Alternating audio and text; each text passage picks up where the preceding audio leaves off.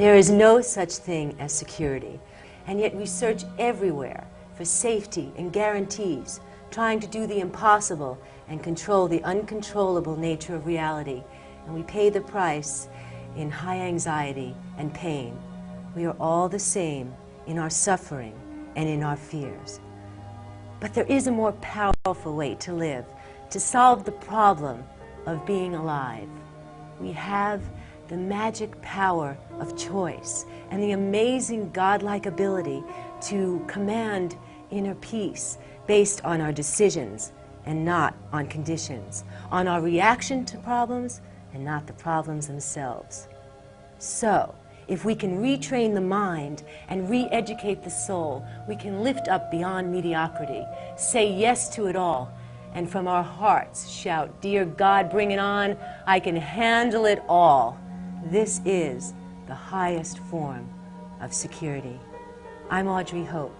Please join me on this next episode of Real Women with my very special guest, Dr. Susan Jeffers, who will share profound insights and practical tools to help us know that we can be happy in spite of uncertainty or because of it. And we can transform our deepest fears into inner. And I notice security that so many people are lost because they don't have a reason to live. And he also talks about you can't go after happiness. Happiness ensues when you have that purpose in life. And that is enough to truly carry you forever. Right. It has carried me too. Yeah, and it's about giving it away. Yes. Giving it away. Instead of worrying, which is our upset, what we're going to get, what we're going to get, what we're going to get. Instead, if we're always giving it away, and appreciating, of course, what comes to us, but if we see that, what we can give to life, not what we're going to get. Yes.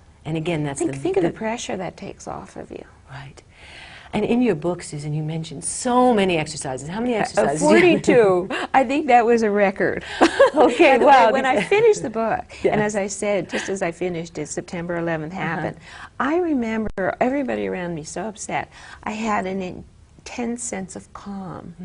And I think it was because I had just finished really working with this book, working with the exercises. And I was so into embracing whatever happens in life. Like you say, let's go over a few of the exercises. I wonder, instead of I hope. I hope, or I wish, yeah, or I wish, want. I want, I desire, etc. Instead of, oh, I hope my kids grow up great. I wonder how my kids will grow up. Or, I hope I never get sick. I wonder if I'll get sick. Knowing you will handle it all. See, that's the key. But it's wondering, and I liken it to sitting in a movie theater, and this great film that's been touted, and you don't want to know the ending. You want to let it unfold. And if we could think of the story of our lives in just that way, wouldn't that be delicious? Right, as an observer almost. Almost, and it would stop the drama, the like you said, the drama. We're so into the drama. So into the drama. Oh, the other exercise I love that you do is you cut the cords. Oh, yeah. I work with that a lot, with energy. Cutting the cords. Women do that a lot too. They cord on to the man. And so the exercise, you have to cut the cord, let go of the expectations. Take a big breath. Which is kind of like Buddhism, isn't it? Yeah, and the only reason that one could argue that people are unhappy is they want things to be different than they are. Wow. Take a moment with that one. If that isn't the prime reason that we suffer. And I think Buddhism teaches us that when we can let things be and take it, as I said, make something great out of it. Let it be as it is. Wow. And work with it. That doesn't mean we can't change what isn't working in our lives. Which makes me think of, let's talk about men. Oh, men. That's my favorite subject. Let's talk about the mistakes that women make. I made a lot of them, yes. Did you? Except marrying the present husband. He's the most wonderful person that ever lived. Right. But tell us about I had practiced a lot. I love that quote, if I can remember it, that our capacity to love is based on our capacity for independence. Independence, yeah. I think that a lot of people are unhappy in relationships, both men and women, when they're needy. And needy people can't love. So true. They really can't, because they need, they don't love. And as we become free of that need for people to fill us up, Yes. to give us, like children, really, then we can love. And we could be there because we want to be there, not because we have to be there. And it's a very beautiful place to be. Now, it took me a long time. Okay. Yeah, I'd been married the first time for 16 years, and my poor sweet ex, who we're very, very friendly now. But Wonderful. It is wonderful. But I was needy, and I made all sorts of expectations, and I was very self-righteous and blah, blah, blah. And it was after, by the way, I had breast cancer that I thought to myself, what could be an emotional state that could have given me disease in my body? Dis-ease. I love, dis-ease. And I decided maybe I'm an angry person. Right. Okay. So I worked on my anger, and I realized that under anger is a lot of fear, a lot of pain, a lot of not taking responsibility for your life. I worked on all that, and ultimately I really did learn to open my heart to men, and that came my book, Opening Our Hearts to Men, and it was the result of all my experiences, what I learned. 42 men later, Did you but who's count them? counting? After so many people I broke up with, I thought, they can't all be bad. So what was so different with Mark? Why was Mark so well, different? by that time, I had learned to take responsibility, and I know that by that time, if I felt I was in an angry place or this place, I didn't put the blame on him. I picked up the mirror instead of the magnifying glass. Ooh. Every time I use that tool with an audience, they go, ooh. Yeah, I love that. Pick up the mirror instead of the magnifying glass. Susan, what are you doing? How are you reacting? There's the reaction again. To life. And using it to make yourself more loving, more powerful. By the way, when it comes to women, I think a lot of women don't understand the concept of power. A lot of people are scared about it. But what I mean by power is knowing that you can handle whatever happens to you in life and feeling very strong about that. But it's only when you feel that way that you really can be loving. So power and love go so hand in hand. So by the time I married Mark, I felt very, very powerful and learned in that I could find a very deep, deep love. Wow. And when you love, it's reciprocated. I also knew that if it didn't work, I was okay. You were at that point where it was okay. It was It's the okay. wholeness. It's like the wholeness of both of you coming together. Exactly. And then attracting really where you're at. I have to tell you, we work in the Yes. same office, okay? But we send love notes. This is after almost 20 years of marriage, on emails. On the computers. He's in one room, I'm in the other. Wow, And the lessons I learned is you have to really validate and really love another person, and you get it most of the time returned in, Wow. And also, multiples. women have such an amazing, well, men too, the intuition. Yes. And intuition has really played a part in Very your big life. part and in my just life. that story really touched me about when you worked at the floating hospital in New York it gives City. me the chills, that Yes. story, because it was so phenomenal. Tell I us had been about it. on my own spiritual path for, I would guess, about 10 years, learning and changing and growing in workshops and workshops. But I was changing. No, Is we're this shaking because familiar? even people in the audience here are saying, yeah, we all have that Right. one, yeah. And I was executive director of the floating hospital in Manhattan at the time. And at one point, I decided I'm going to practice intuition. So that when anything came into my head, I'm going to do it.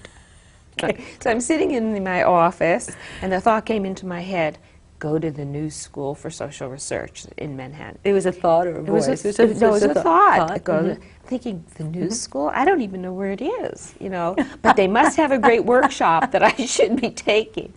So I go to my secretary, I said, I'm going to the New School. She said, why are you going there? I said, I have no idea. And I put on my coat, I went, got in a cab, he took me to the New School, stood in the lobby, said, "So, all right, I'm here, where am I supposed to go? Human Resources Department, that seemed like a good place. I went up there, nobody was in the entryway, and a voice from the right says, can I help you? And I walked in, and I kid you not, Audrey, this voice from inside of me says, I'm here to teach a course on fear. And it's like, You know, the Twilight Zone. Where did that come from?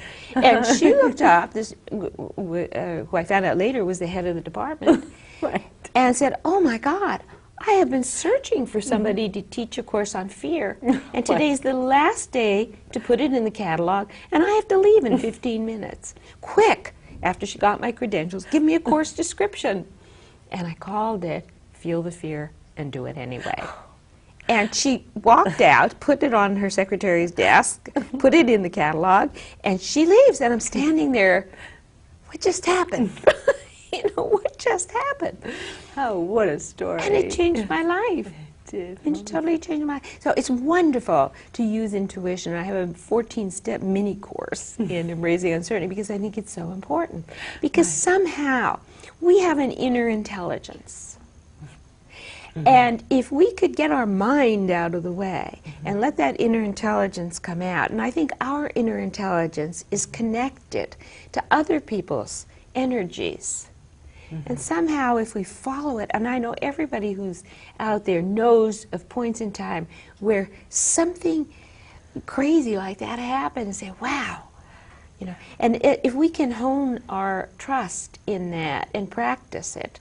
Like, what would be a good way to do that, Susan? Just Well, first of all, as I said, just ask our subconscious mind to tell us what we're supposed to be doing. just And- be and as still, it's almost be quiet. Oh, you talk about the gap in between the thoughts. The I love thoughts, that. yes. And I also And love then- the no breath. And yeah. the silence, the no breath. The silence, Yeah, and you know, we have so much chatter going on in our mind we can't Isn't that the possibly truth? hear. Yes. what our- Constant chatter. what I our- love what the way our you describe it in energy- the book. Wait, as with that chatterbox. snowflakes. Oh yeah, yeah, the little Like- snowballs. It's so cluttered, and what you have to do is let all that clutter come down, so we're clear, and then we're able to listen to what we're supposed to do. You know, it's interesting. I got a letter from a man after Embracing Uncertainty. It came out in Britain first, by the way, and I talked about the radio waves that seem to be when it comes to intuition, and he said, you know, scientifically you're not far off. We do have, you know, an energy that extends far beyond our skin. Very Right. interesting. Absolutely. Yeah. It's So almost, it's anyway. physics almost. Yeah, so it'd be fun. By the way, you know, use it all as fun. Play with it. Have a friend maybe that you could work with. This is really important because we forget. We fall back, but we could remind each other all the time. Like, one of my favorite affirmations is, it's all happening perfectly. You know, the world could be falling apart, and I'm going, it's all happening perfectly. So if I'm lamenting something, I'm talking to a friend, Susan, what you keep telling me, it's all happening perfectly. And it's true, you know, when we can see that we can make something out of everything, it is all happening perfectly. Wow. So affirmations, Susan, too, they They're need very to, powerful. they're very powerful, but they need to be in the positive form, as if they've already happened. Well, it's all happening perfectly means the process is taking place as it should, for example. Or absolutely one of my favorites is, whatever happens, I can handle it. You know, I'll handle it. I'll handle it. I'll handle it. Do you You say know, this? So you say it over and over, Over and over and over. again. You put have it to, on and your- you know why? I mean, it makes sense. Because you have all this chatter in your mind. Okay. And Yes. you need to break the habit of listening to the chatter. You have to listen to a much more positive voice that comes from the higher part of who we are. And that's what the affirmations do. Right. They simply replace the chatter. And they give us a different energy inside. We attract different people when we walk into a room and said, you know, I'm here to make people feel good. Wow. You know, it's sending out this wonderful, beautiful, radiant energy. Wow, so we're going to do that with this show. We're going to send out this beautiful energy. Yeah. I love that. The light, just Send the right light. out into the audience. And so you all feel the love and the absolute joy to be able to embrace uncertainty. I want to thank you, Susan, so much. This has been so wonderful. I've learned so much from you. Thank you I so really, much. truly Thank appreciate you. your books. And this new book, recommend to everyone, please get the book, Embracing Uncertainty. Thank you And so much. Thank you, Susan. And this show is dedicated to life-altering perspectives that can transform our world. I'm Audrey Hope. Thank you for joining me.